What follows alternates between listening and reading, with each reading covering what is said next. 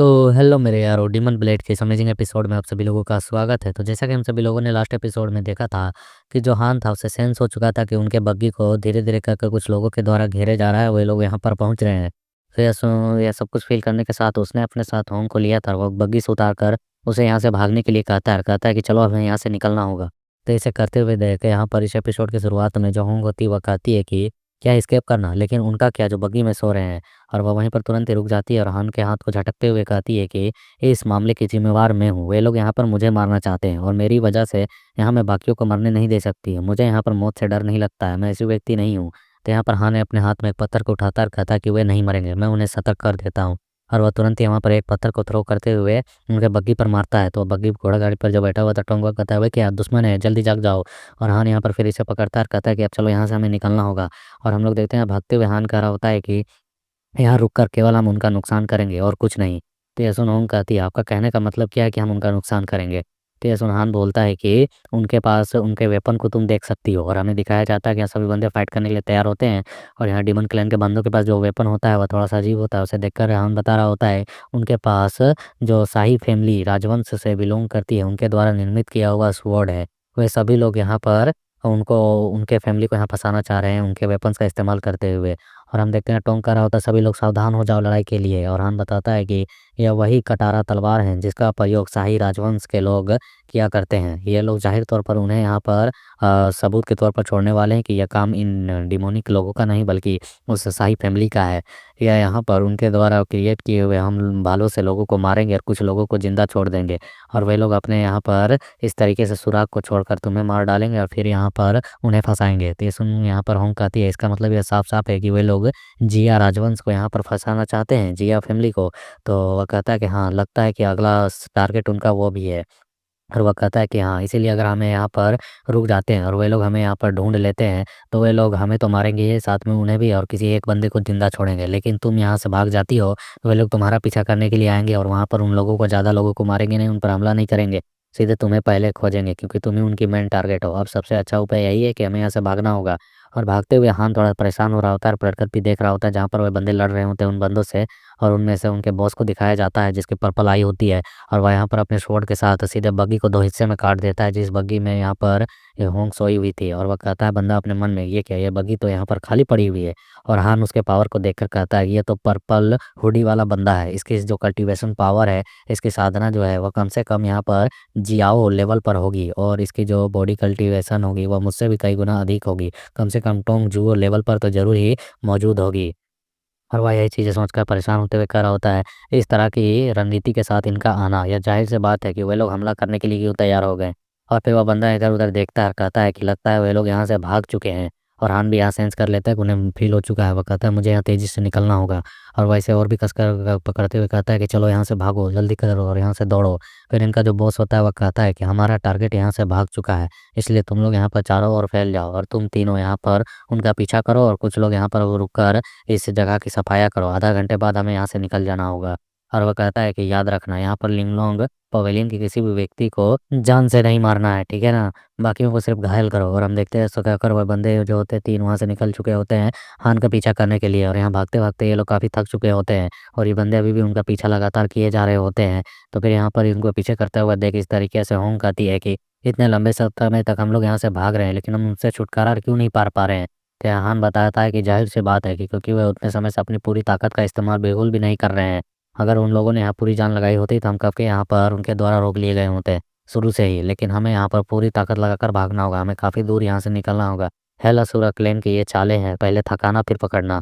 तो यह सुनकर वह कहती है कि तो क्या आखिरकार हम क्या करें। तो यहाँ पर तुरंत ही ब्रेक लगाता है हान अपने पैरों से और कहता है कि सबसे पहले तुम यहाँ से आगे बढ़ो, मैं उन्हें ख़त्म करता हूँ। यह सुनकर कहती है कि व्हाट। और हान यहाँ पर अपने मतलब तलवार को लेकर फाइट करने के लिए तैयार हो चुका है। उसके साथ जुआन भी वहाँ जंप लगा चुकी होती है।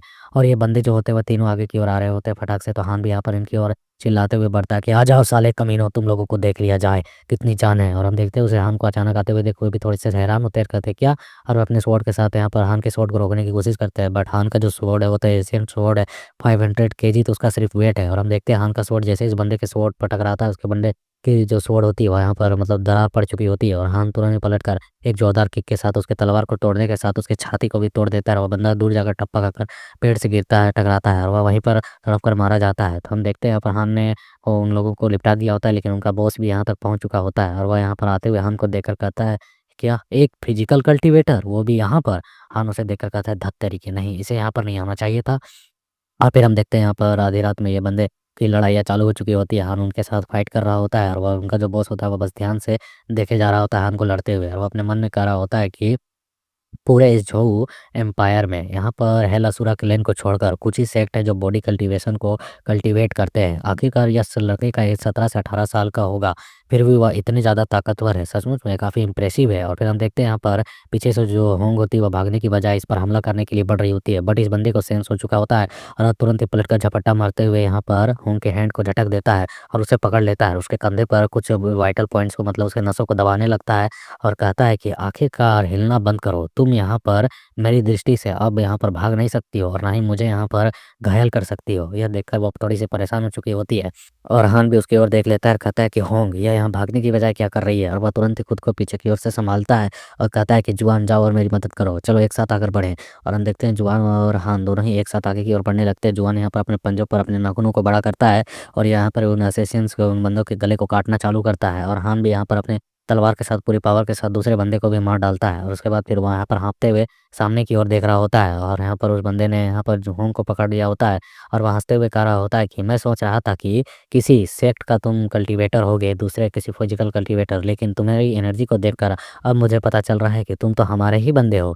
और वह यहाँ पर जो होंगे उसके नसों को और भी ज़्यादा दबाकर उसे तो मतलब कि पैरालाइज कर कर वहीं पर फेंक देता है और यहाँ पर होंग जो होती है वह कह रही होती है, मैं बिल्कुल भी हिल नहीं पा रही हूँ, आखिरकार क्यों? और यह बंदा हंसते हुए कहता है कि कुछ साल पहले मैंने सुना था कि एक 17-18 साल का शरारती लड़का एक काली बिल्ली के साथ हेल असुरा क्लैन को धोखा देकर यहाँ से भाग चुका है। क्या यह व्यक्ति तुम ही हो? और हम हान को देखते जो अपने मन में कह रहा होता है, इसमें कोई हैरानी की बात नहीं है, उसने अभी तक कोई कदम क्यों नहीं उठाया, उसे पता चल चुका है कि मेरी पहचान क्या है, इसलिए अब वह यहाँ पर कांग को ढूंढने के लिए मुझसे सुराग पूछेगा कि आखिरकार वह कहाँ मौजूद है और साथ में यहाँ पर या उन सभी रिवॉर्ड्स को भी लेना चाहेगा जो मुझे मारकर मिलेगा, इसलिए वह मुझे पर पूरी जान लगाकर हमला करेगा। और वह अपने तलवार को कसकर पकड़ता है और कहता है, अगर ऐसी बात है तो मैं यहाँ पर पीछे नहीं हट सकता। और वह अपनी पूरी जान लगाकर कदम लगाकर आगे की ओर हमला करने के लिए बढ़ता है। तो यह देखकर वह कहता है, ये क्या, ये पोस्टर आखिरकार इसमें यहाँ पर थोड़ा सा मिलता जुलता मुझे क्यों फील हो रहा है। और उसे यहाँ पर हान के पोस्टर को देखकर, उसके कल्टीवेशन टेक्निक को देखकर थोड़ा सा अजीब मजा आया होता है और हान यहाँ पर एक ढाल बनाकर आगे की ओर हमला करने के लिए बढ़ रहा होता है। और हान चिल्लाते हुए कहता है कि फक ऑफ, मैं तुझे आज यहाँ पर खत्म करूंगा।